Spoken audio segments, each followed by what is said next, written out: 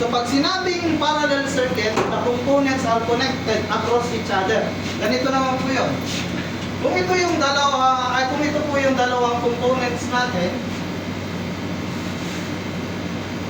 pag sinabing parallel, ito yung dalawang terminal ng, let's say this is lamp 1, this is lamp 2.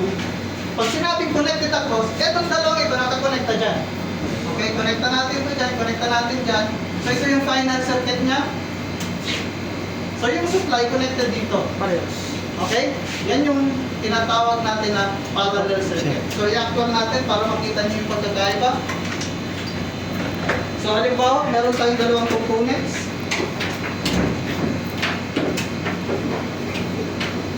So ito yung isa. Series.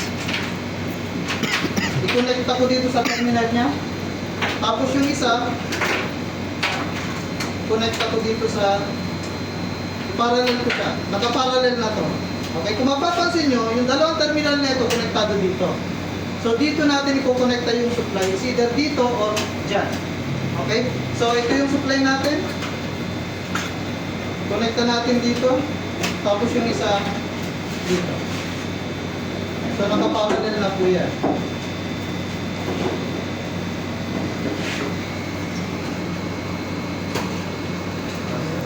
Wow.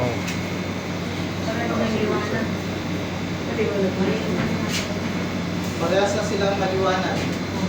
Sa parallel circuit, ang voltage is constant. Ibig sabihin, kung ano yung applied voltage dyan, yun din yung voltage across each lamp. Halimbawa, dito, yan din yung voltage dyan kasi nakakonekta parehas sila sa source. Okay? Kaya, kung ano yung voltage dito at voltage dyan, equal doon sa total voltage. So therefore, in parallel circuit, the V total is equal to V1 is equal to V2. Okay? Ngayon, pagdating naman sa kuryente, okay? So, since meron silang separate path, ito yung path 1, path 2. So, dito naman yung total current dadaan. Dito at dito. So, iba yung kuryenteng dumadaloy dyan, iba yung kuryenteng dumadaloy dito. So, magkaiba sila ng kuryente. In mathematical equation, I total is equal to I1 plus I2. Kung ano yung kuryenteng dumadaloy dito, ay sa rin yung plus yung kuryenteng dumadaloy dito ay equal sa kuryenteng dumadaloy dito. Same lang. Okay?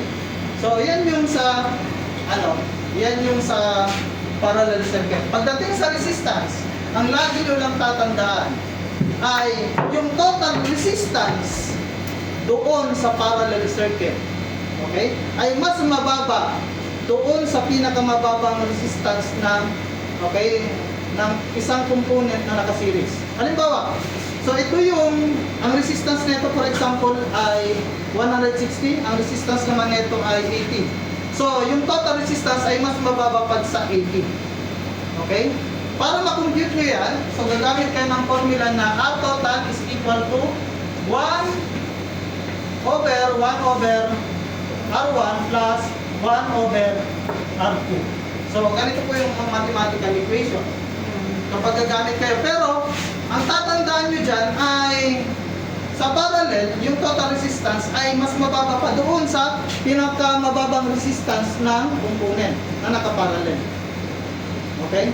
So, halimbawa po ito ay 80, ito ay 160, yung total maaaring mas mababa pa siya sa 80. Okay? Pag nagtetest po kayo doon, alam kung tama ba yung connection nyo kapag nakaparallel, malalaman nyo naman po kung tama sa pamamagitan ng pag-test ng resistance. Okay? Yan po yung sa parallel Series. circuit. Okay? So, ito po yung tinatawag na parallel. So, ito, bakit mas dimmer yung isa, mas maliwanag yung isa? Yung watts niya, sir, watts. So, yung power rating po nito, ito ay 25 watts. Ito naman po ay 50 watts. Nabura lang kasi. Okay? So, 25 watts ito. So, ibig sabihin, kapag 25 watts, yung resistance nito ay mas mataas kumpara sa 50 watts. Kasi nangangailangan yung 50 watts na mas mataas na kuryente kumpara dito sa 25 watts. So mas dimmer yung 25 watts kumpara sa 50 watts. Okay? So mas mataas yung kuryenteng na produce dito dahil mas mababa yung resistance nito kumpara dito. Okay? So yun yung pagkakaiba pagdating sa wattage, pagdating sa parallel circuit. So malinaw po? Okay. So kung naiintindihan nyo na yung series at parallel, so doon sa activity nyo, ewan ko kung yun ang